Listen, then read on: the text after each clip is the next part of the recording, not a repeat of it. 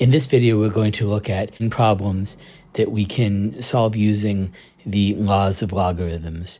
And we have those laws of logarithms rewritten for us over here to remind us of them. We looked at them in a previous video. The first problem we're going to look at is the simple one, log base 5 of x times y.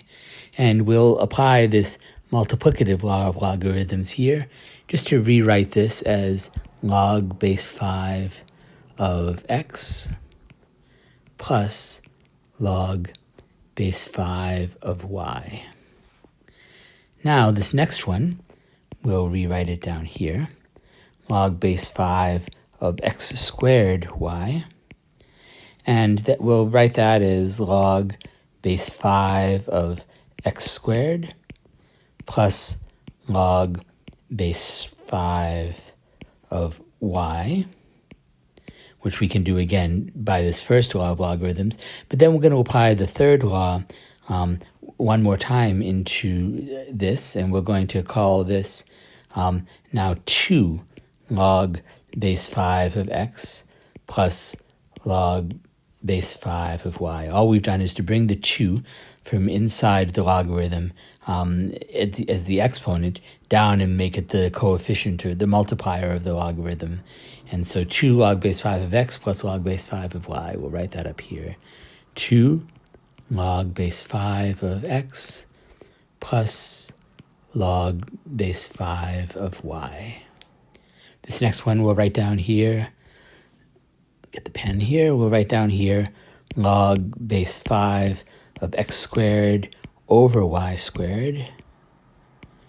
And that's going to simply be using this division law here.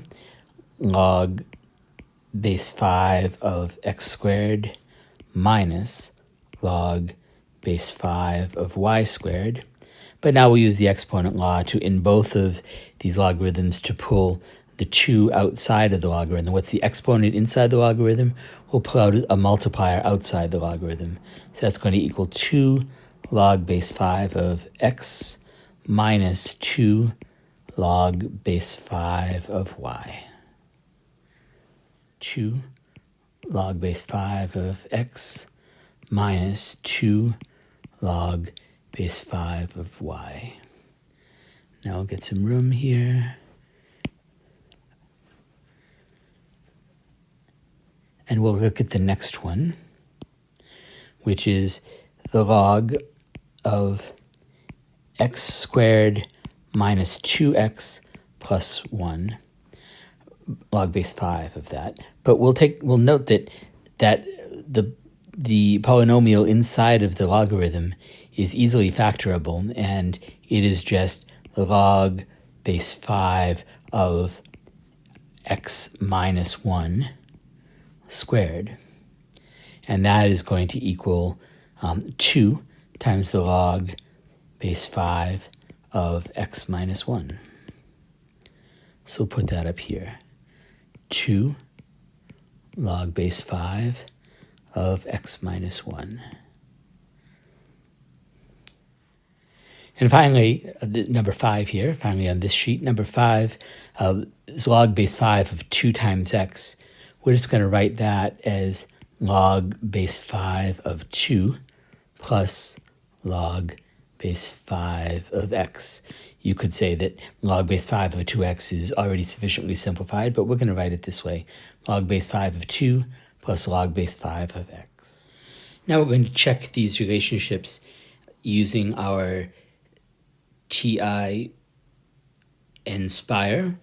CAS calculator app. So we're going to create a new document, and we're going to add a calculator to that document. And we'll try the first one first. And we're going to plug in for x and y here. We're going to plug in 3 for x and y for 7 when we do this.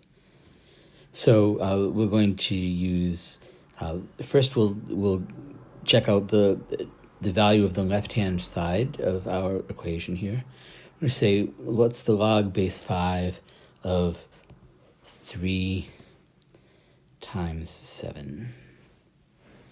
And we're going to ask for an estimated answer of that so we can compare. 1.89167. Now we will look at log base 5 of 3 plus log base 5 of 7, and again an estimated answer. And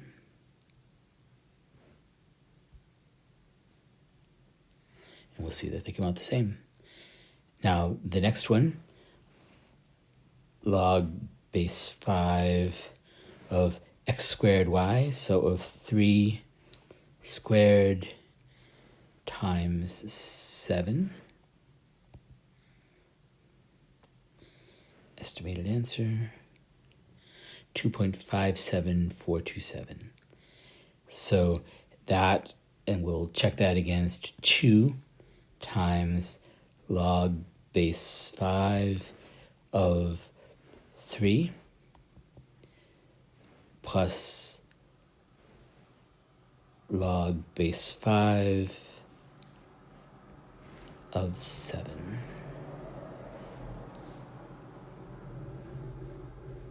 And we'll see they come out the same.